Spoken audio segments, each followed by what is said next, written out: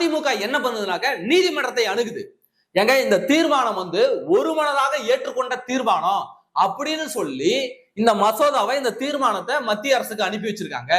ஆனால் இது ஒரு மனதாக ஏற்றுக்கொண்ட தீர்மானம் இல்ல, எங்களுக்கு இந்த தீர்மானத்துல உடன்பாடு இல்லைன்னு நீதிமன்றத்துல அதிமுக போயிடுச்சு. நீதிமன்றத்துல வழக்கு தொடுத்து விட்டது. ஏனென்றா மேற்காட்டுல அணை கட்டக்கூடாது என்கிற தீர்மானத்தை தான் அதிமுக ஆதரித்தது. புரியுதுங்களா? ஒரு மசோதா நீங்க கொண்டு வரீங்க, அது வாக்கெடுப்புல வெற்றி பெறுது, எல்லாரும் ஆதரிச்சுட்டாங்க. ஆதரிச்சதுக்கு பிறகு திருத்தம் செய்யக்கூடாது. இப்போ ஒரு தீர்மானம் கொண்டு வராங்கப்பா, அந்த தீர்மானத்தை எல்லாரும் ஆதரிச்சிட்டாங்கன்னு வச்சுங்களேன், அப்போ கொண்டு வந்த தீர்மானத்தை தான் ஆதரிச்சிருக்காங்க. புரியுதுங்களா?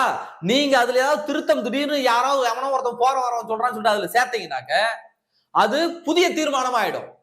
அப்ப அதுக்கு திரும்ப விவாதம் நடத்தி ஒப்புதல் வாங்கணும். ஏங்க இப்படி திருத்தி இருக்கங்க, இது திருத்தறது சரியா? இந்த திருத்தப்பட்ட தீர்மானத்திற்கு எல்லாரும் ஒப்புதல் அளிக்கிறான்னு ஒரு மனதாக ஒத்துக்கிறீங்களான்னு சொல்லிட்டு அந்த விவாதம் நடத்தணும். அது நடத்தவே இல்லையே.